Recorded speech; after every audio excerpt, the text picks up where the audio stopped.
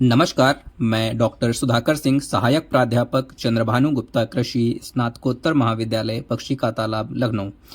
हमने animal husbandry and dairy science से related multiple choice questions कई प्रीवियस वीडियोस बनाकर आप लोगों से डिस्कस किए हैं। उसी के क्रम में कुछ और मल्टीपल चॉइस क्वेश्चंस हम आप लोगों के लिए लेकर आए हैं जो आपको डिफरेंट कॉम्पिटिटिव एग्जामिनेशंस में बहुत ही ज़्यादा हेल्प करने वाले हैं। तो चलिए स्टार्ट करते हैं। नेक्स्ट क्वेश्चन है आपका question number 126। What is the most common method for identifying dairy cattle.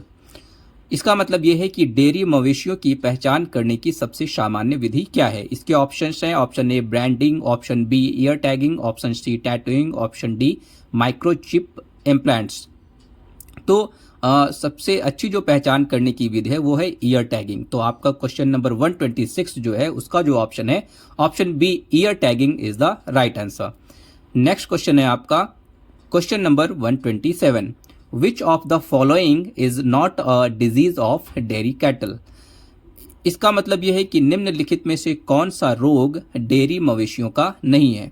तो इसके ऑप्शन है ऑप्शन ए ट्यूबरकुलोसिस, ट्यूबरकुलोसिस आपका डेयरी मवेशियों का ये एक रोग है। ऑप्शन बी मेस्टाइटिस भी है। Option C foot and mouth disease भी है। तो इस ये क्वेश्चन पूछ रहा है कि कौन सा डेयरी मवेशियों का रोग नहीं है। तो कौन सा रोग नहीं है? Swine flu. तो आपका जो क्वेश्चन है क्वेश्चन नंबर 127 उसका जो ऑप्शन है option D swine flu is the right answer. Next question है आपका question number 128। Which breed of cow is native to India and is well known for its resistance to heat. इसका मतलब यह है कि कौन सी गाय की नस्ल भारत की मूल नस्ल है और गर्मी के प्रतिरोध के लिए प्रसिद्ध है। तो इसके ऑप्शंस दिए हुए हैं option A Holstein, option B Jersey, option C Sahiwal, option D Ayrshire. तो भारत की मूल नस्ल है और गर्मी के लिए प्रतिरोध के लिए प्रसिद्ध है। तो ये आपकी जो नस्ल है ये है आपकी साहीवाल। तो आपका क्वेश्चन नंबर जो 128 है उसका जो ऑप्शन है option C Sahiwal is the right answer. Next question है आपका question number 129। The ideal temperature for dairy cattle is.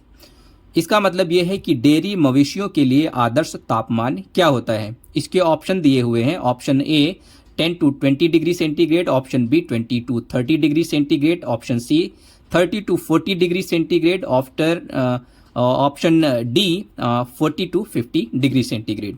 तो जो डेयरी मवेशियों के लिए जो आदर्श तापमान है वो कौन सा है? 20 to 30 डिग्री सेंटीग्रेड। तो आपका जो क्वेश्चन नंबर है क्वेश्चन नंबर 129 उसका जो ऑप्शन है option B 20 to 30 degree centigrade is the right answer. Next question है आपका question number 130। Which of the following is a sign of mastitis in dairy cows. इसका मतलब यह है कि निम्नलिखित में से कौन सा मेस्टाइटिस का एक संकेत है। तो इसके ऑप्शन है option A decrease in milk yield, option B swelling in udder, option C change in milk appearance, option D all of the above. तो ये जो आपके तीन के तीनों ऑप्शन हैं ए बी सी, ये तीन के तीनों आपके सही हैं। तो आपका जो क्वेश्चन नंबर है क्वेश्चन नंबर 130 उसका जो ऑप्शन है option D all of the above is the right answer. Next question है आपका question number 131। What is the most important nutrient in the diet of dairy cattle. इसका मतलब यह है कि डेयरी मवेशियों के आहार में सबसे महत्वपूर्ण पोषक तत्व क्या है। इसके ऑप्शन दिए हुए हैं ऑप्शन ए है protein, option B carbohydrate, option C fats, option D water.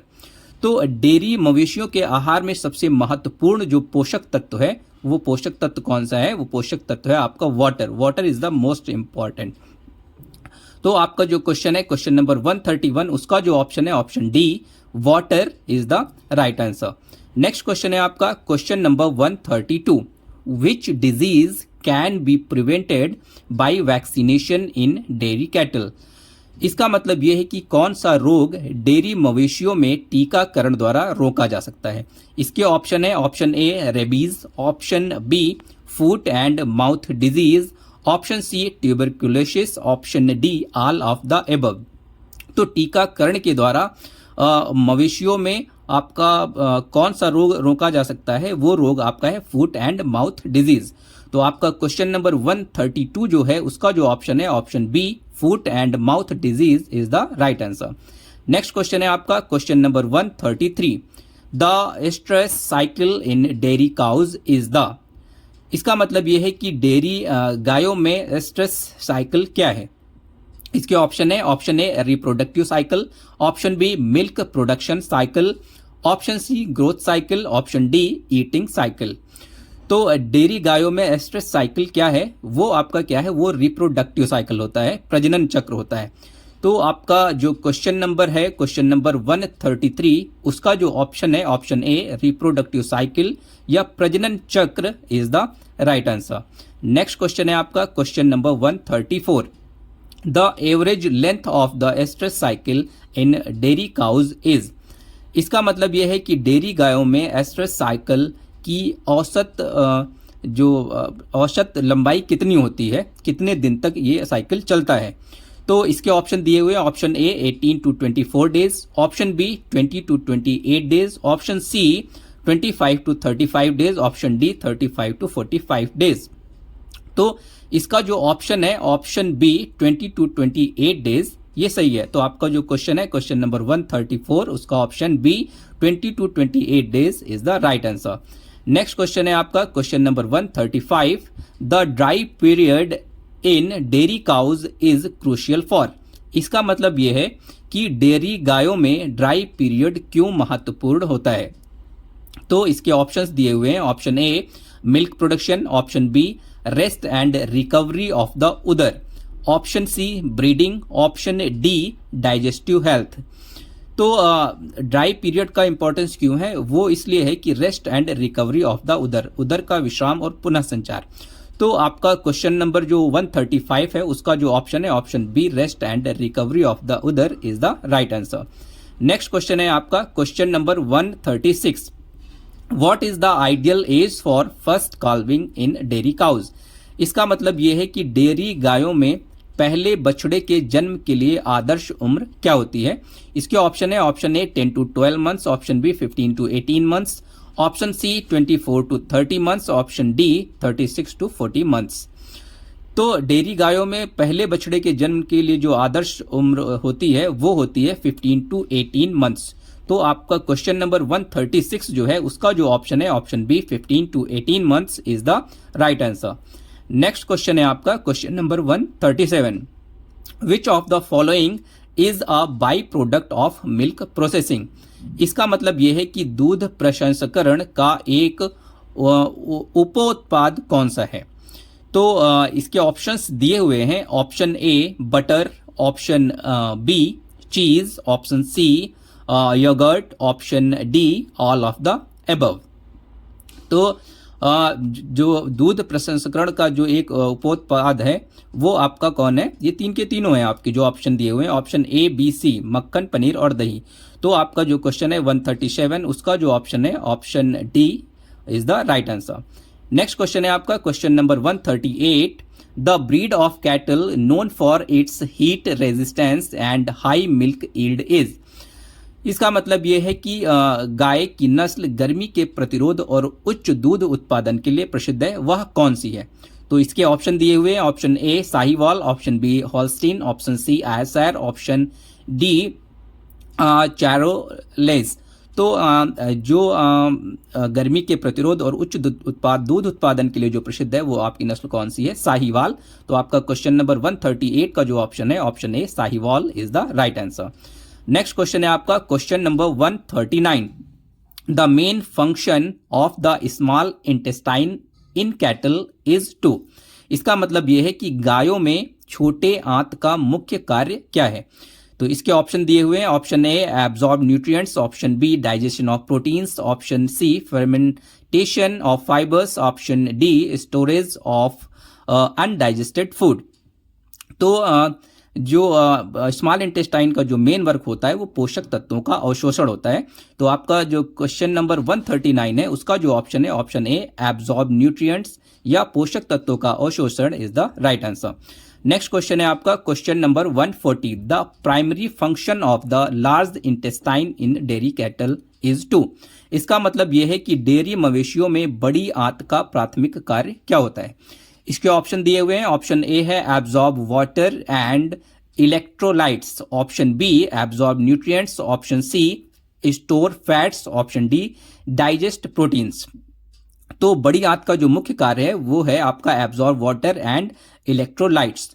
तो आपका जो क्वेश्चन नंबर है क्वेश्चन नंबर 140, उसका जो ऑप्शन है option A absorb water and electrolytes is the right answer. Next question है आपका question number 141, what is the ideal body condition score for a dairy cow. इसका मतलब यह है कि डेयरी गाय के लिए आदर्श शारीरिक स्थिति स्कोर क्या है। इसके ऑप्शन दिए हुए हैं। ऑप्शन ए है 1, option B 3, option C 5, option D 7। तो डेयरी गाय के लिए आदर्श शारीरिक स्थिति स्कोर क्या है, वो आपकी 3 होती है। तो आपका जो क्वेश्चन है क्वेश्चन नंबर 141, उसका जो ऑप्शन है option B 3 is the right answer. Next question है आपका question number 142, which of the following is not a common method for feeding dairy cattle. इसका मतलब यह है कि निम्नलिखित में से कौन सा डेयरी मवेशियों को खिलाने का एक सामान्य तरीका नहीं है।